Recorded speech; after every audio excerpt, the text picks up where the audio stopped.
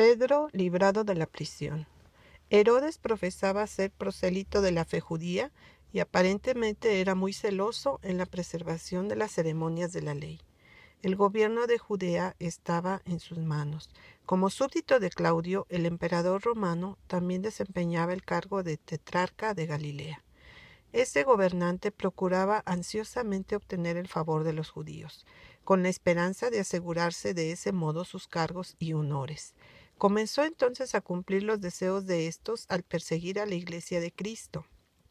Empezó por saquear las casas y los bienes de los creyentes. Continuó mandando a la cárcel a los principales de entre ellos. Prendió a Santiago y lo mandó a prisión.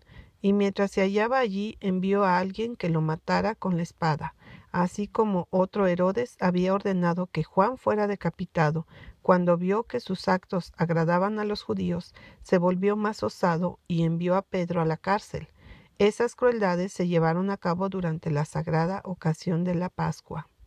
La gente aplaudió a Herodes por provocar la muerte de Santiago, aunque algunos se quejaron de que esto se hubiera hecho en privado y sostuvieron que una ejecución pública habría tenido un efecto mayor y habría intimidado más a los creyentes y simpatizantes.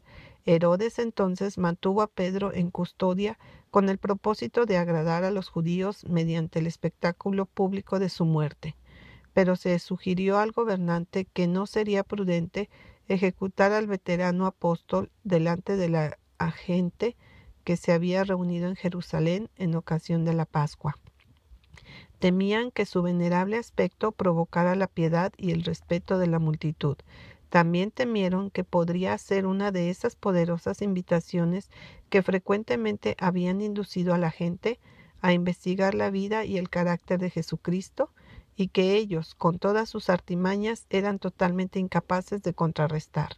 Los judíos temieron que en tal caso la gente solicitara al rey que soltara al apóstol.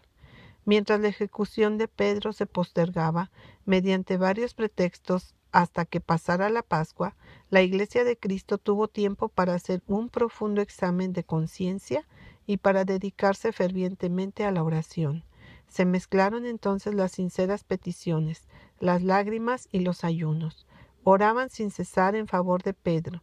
Creían que no debía cesar sus labores cristianas y sentían que habían llegado a un punto donde sin la ayuda especial de Dios, la Iglesia de Cristo se extinguiría.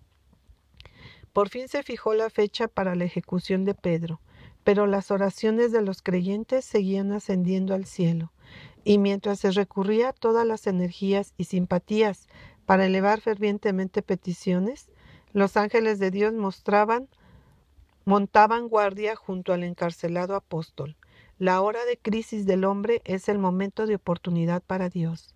Pedro se encontraba entre dos soldados, asegurado por dos cadenas, cada una de las cuales estaba unida a la muñeca de uno de sus guardianes. Por lo tanto, le era imposible moverse sin que éstos lo supieran. Las puertas de la prisión estaban bien cerradas y se había puesto una poderosa guardia ante ellas. Toda oportunidad de rescate o de huida desde el punto de vista humano era imposible. El apóstol no estaba atemorizado por su situación.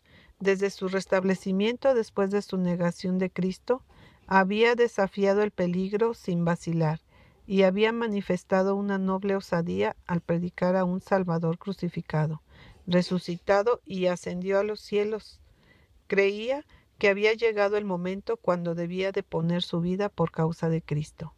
La víspera del día de su ejecución, Pedro, encadenado, dormía como de costumbre entre los dos soldados.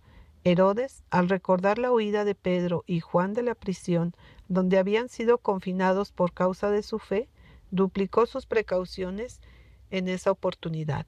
Se hizo responsables a los soldados de la salvaguardia del prisionero, con el propósito de asegurarse de que extremaran su vigilancia. Estaba encadenado, como ya dijimos, en una celda cavada en la roca viva, cuyas puertas estaban cerradas con barrotes y cerrojos. 16 hombres habían sido destacados para montar guardia junto a esta celda y se revelaban intervalos regulares.